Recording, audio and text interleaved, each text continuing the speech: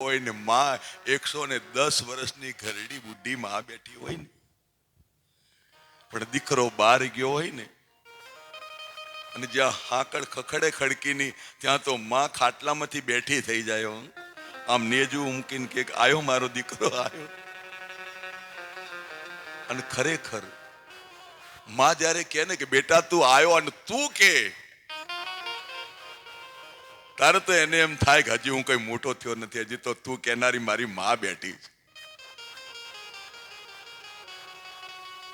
આપણા નરેન્દ્ર મોદીની જ વાત કરો ને બાપ, બીજે આપણે દાખલો ક્યાં લેવાનો? આપણો ગુજરાતનું ધન કહેવાય, ગુજરાતનું રત્ન કહેવાય.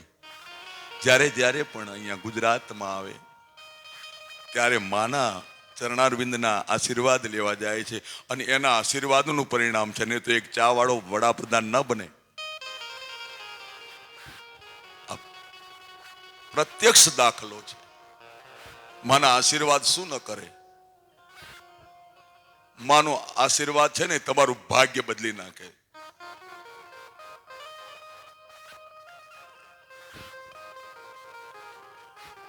માં આજ હું હાવ નાનો થઈ ગયો.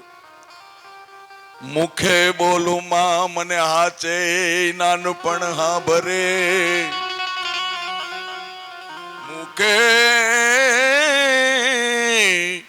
બોલું માં મને હાચે નાનપણ હા ભરે. પણ આ મોટપની મજા મને કડવી લાગે કાગડા. દુલાભયા ભગત કહે છે બાપુ, આજ મોટપની મજા મને કડવી લાગે કાગડા. જ્યાં સુધી આપણા ઘરમાં માં બેઠી હોય ને ત્યાં સુધી આપણાને વાંધો નથી. આપણી ખબર રાખ. અને તમે જોજો, ગમે તેવો દીકરો હોય ને, ડાયો હોય કાં તો ગાડો હોય, તમે વિચાર કરજો, એક માં પોતાના સંતાનો 6 સંતાનો હોય ને તો એક માં 6 સંતાનોને ઉછેરીને મોટા કરે. એક જનેતા 6 સંતાનોને ઉછેરીને મોટા કરે, પણ એ 6 સંતાનો માને ઘડપણમાં ના હાચવી શકે.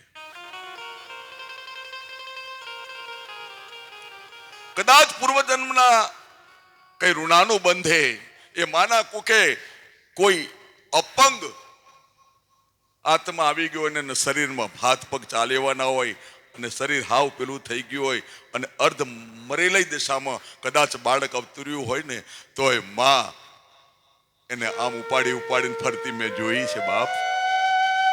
પોતાના દીકરાને કોઈ દાડો તરછોડે નહીં. અને એ જ દીકરો જ્યારે જવાન થાય અને માને કઈક તકલીફ થાય ત્યારે માને હાથ પણ અડાડે નહીં. અને પછી માતાજીની આરતીના ચડાવા બોલે.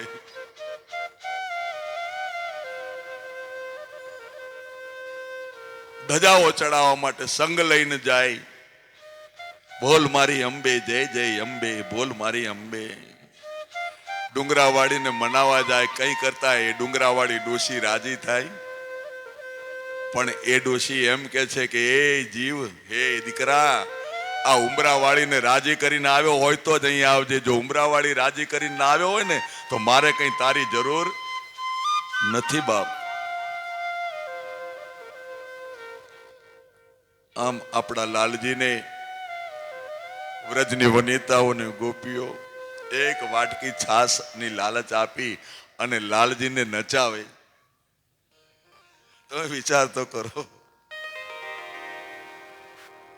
3 ભુવનનો નાથ એક વાટકી છાસમાં